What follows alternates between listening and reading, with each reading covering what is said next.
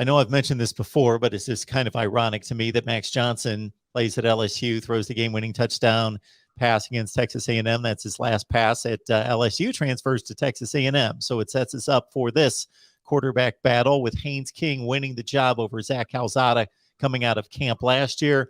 Unfortunately, just got into that third game against Colorado. So it sets up a mobile playmaking kind of guy, potentially dynamic in Haynes King versus more of a pocket passer in Max Johnson.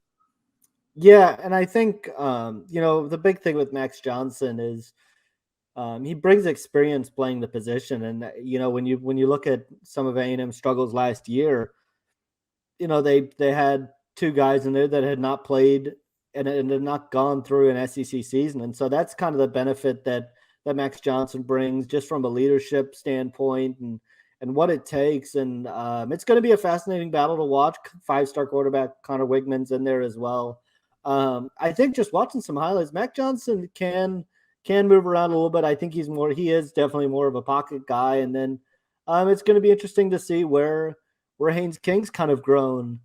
He hasn't obviously got a lot of action. We saw him for those first couple of games last year. And he did throw for close to 300 yards against Kent State. He obviously had the 3 interceptions. Now, when you talk with Jimbo Fisher, he'll certainly add that a couple of those interceptions weren't necessarily on Haynes King. But he also showed kind of his elusiveness and being able to escape pressure on a couple of occasions and make some plays with his legs. So, they are two different types of quarterbacks, but I think from A&M's perspective, they're in a much better spot this year in terms of the quarterback position, because you have a couple guys that I think you would be comfortable turning to and having success with.